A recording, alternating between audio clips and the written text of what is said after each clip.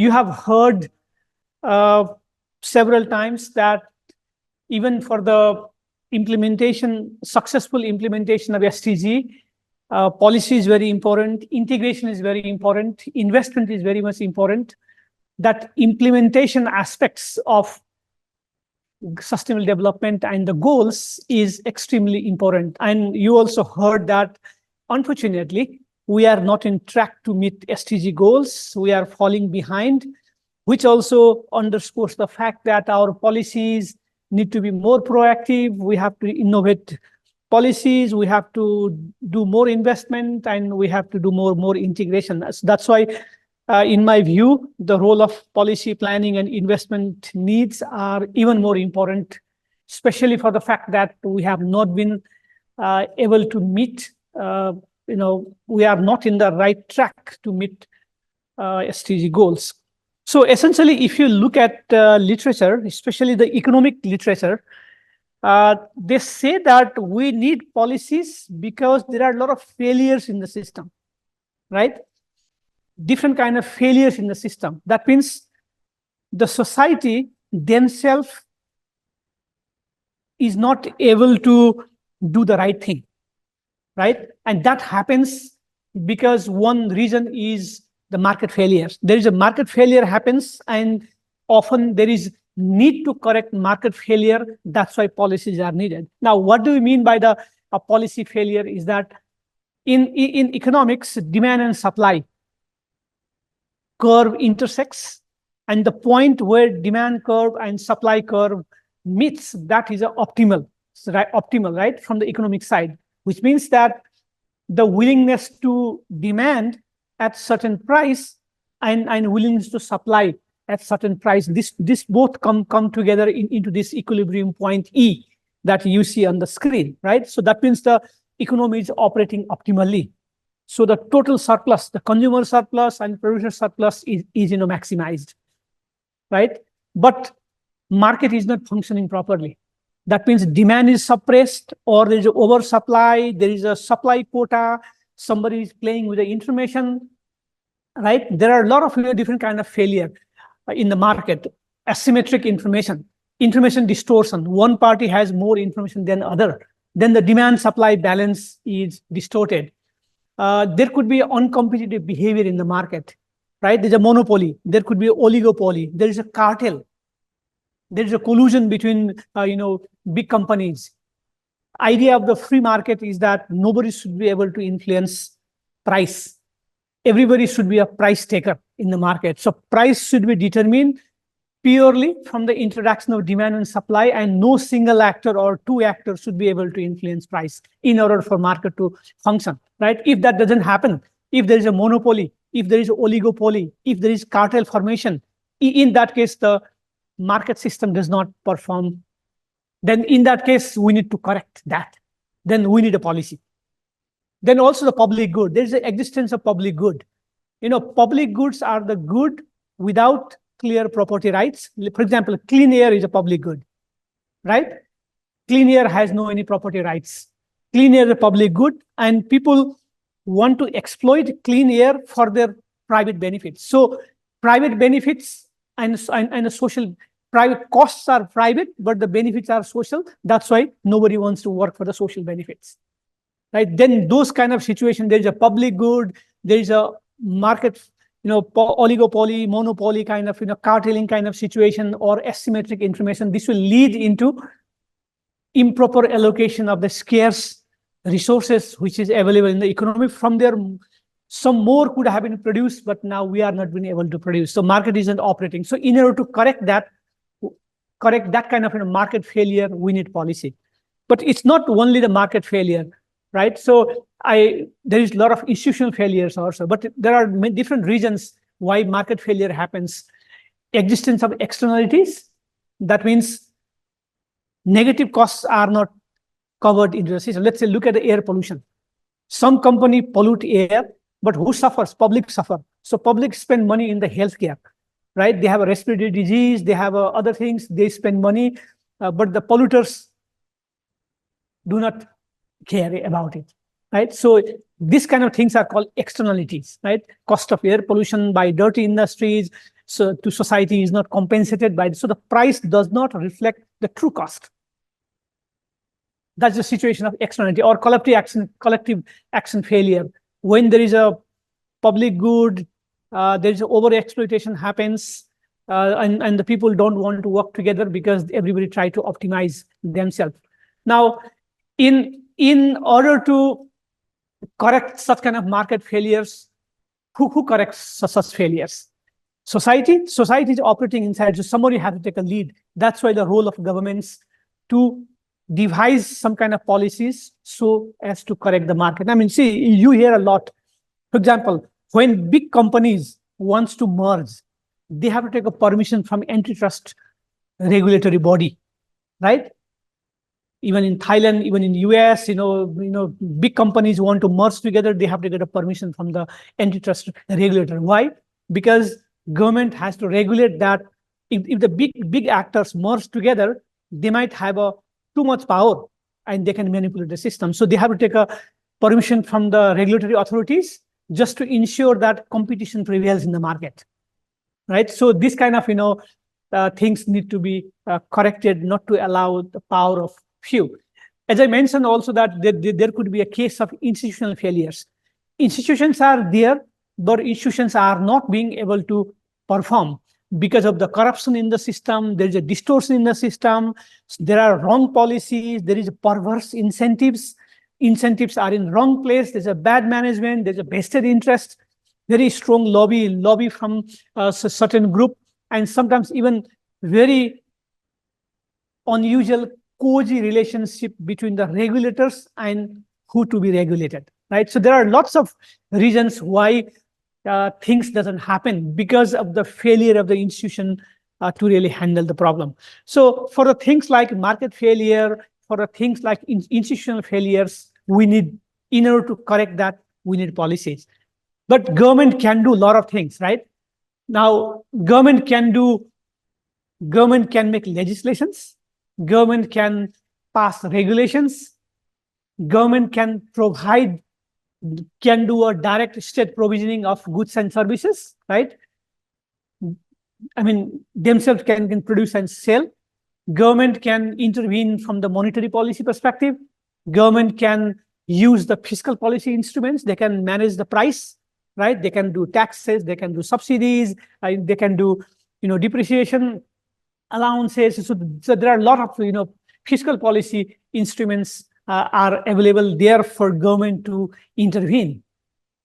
And the issue like sustainability, issue like energy, issue like health, issue like digitalization, government can also influence the future course through the investment in R&D. There are a lot of technological needs, a lot of R&D that also government can easily intervene, right? Then also awareness gaps. Sometimes private sector doesn't know, society doesn't know. Sometimes government need to bridge the information gap and to create awareness to induce a positive behavior in the society. So government can do lots of things, right? So that's why the role of government is very important in order to correct many of the problems. Then, in the context of sustainable development related broad policies, there are several cross-cutting elements which are very important from the viewpoint of policies. For example, we have to always think about long-term planning horizon, because SDGs, meeting them is a bit of a long-term. When SDG was started in 2015, it had a 15-year mandate, right? So long-term planning horizon. And sometimes politicians and policymakers, decision makers might focus too much into the short-term policies and short-term visible outputs, because a political cycle runs in 4 to 5 year political election cycle, right? But when you have to do a compromise between long-term solution versus short-term solutions, sometimes politicians, because in order to please the public, they might go for short-term solutions, right? So, but for sustainable development, this long-term solution is important. And pricing, many of our pricing policies do not include the full cost of problem. They only look at the market cost, but not societal cost. So the pricing, especially reflecting the full costs and full benefit to society, not only cost and benefit what you see in the market. That is something very important from the policy perspective. Delivery of public goods, right? Many governments interventions needed in order to deliver the public goods. And also always we have to think about cost effectiveness, environmental effectiveness, policy integration. We have said for a long time that sustainable development is a very, very big agenda. Policy integration across is very, very important. So policy integration is a very important part of the policy discourse, and a precautionary concept is very needed. Not only looking at the short-term end of the pipe solution, but precautionary approach, international cooperation, transparency, accountability. So these are the several one of the key cross-cutting elements that are very, very important and needed for sustainable development policies. Okay, so there are lots of research, a lot of reports on how to categorize the action, right? So at least one of them, which I like very much, comes from OECD, says that there are 4 broad categories of the policy for sustainable, in order to enhance the sustainable development pathways. One is to making market work. Second one is to improve and reform and strengthen the government decision-making process and capacity, and efficient use of the technology, and the international trade and investment system, mobilizing.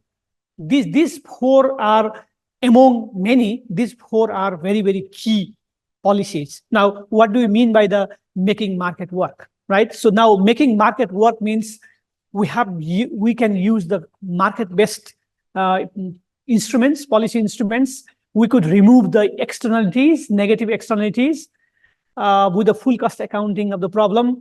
We could address through, we could remove the damaging subsidy. For example, we provide $7 trillion equivalent subsidy for the fossil fuel a year, right? So which is huge. Damaging subsidy, combining market with other regulations, and also ambitious environmental policies on employment, income distribution. So making market work is fundamentally very, very important and needed for achieving sustainable development goals and moving towards that path. Now, second important category is government's decision-making process. I think I already said earlier that government is very important actor to correct some of the problems, and where government needs capacity is to do integration. They need a capacity for policy integration. They need their policies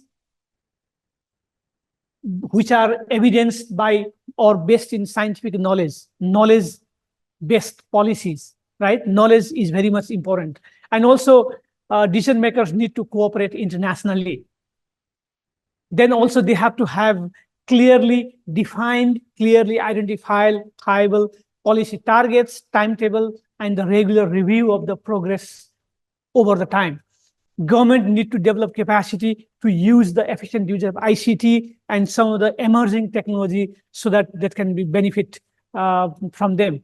And transparency and public participation is very, very important in strengthening decision making by the government. Otherwise, government decision could be very skewed and not very good. And also providing public with access of information. So there are a lot of such strengthening needed in order for decision making. Then the third point also I mentioned for policy is science and technology. How to harness science and technology in order to achieve SDGs.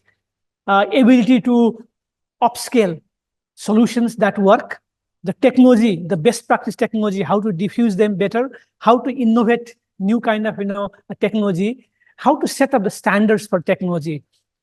Technology standards can be set either at the performance standard or technology standard. Technology, otherwise, using technology is very difficult if we don't say standard. And also supporting long-term research, try to address the unintended consequences of the technologies, how to handle it, doing more applied research, involving more and more private sector into the technological development, government working with the private sector, contributing seed money for R&D, and basically foster public-private partnership and and also allowing competing technology to come to the market and allow some kind of competition for technology and do interest collaboration. So these are very, very important aspects. Technology is very central in achieving SDG.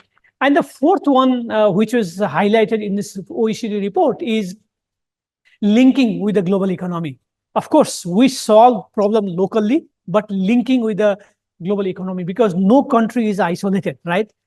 We are connected through the trade, we can connect it through investment, we can connect it through technology, we are connected through information. Now the world has become global village. So how to strengthen the coherence among trade, investment, environmental and social policies? These are very, very important to achieve sustainable development goal. And also there is a lot of focus on trade distorting and environmental damaging policies, how to remove those policies, how to address that, and how to ensure synergy of trade and investment, and especially how to provide access to market to developing country together, supporting them, helping them, providing more support in terms of ODA in order to meet the SDG targets, especially for the poorest countries, and also development of the cooperation resources for provisioning of the global public goods like climate change and others. So this making linkage with the global economy, harnessing science and technology, strengthening government decision making, and making market work. These are four very, very important aspects of the policies needed for sustainable development, right?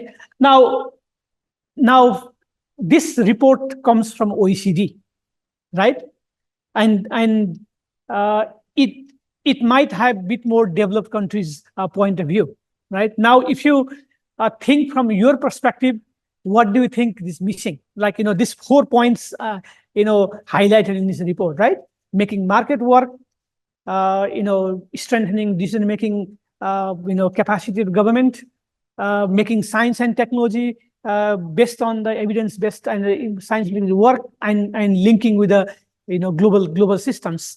Now, from the perspective of your country, what do you think? Something more important or different than this? Which is more important? Is less important? Something missing thing? What do you think?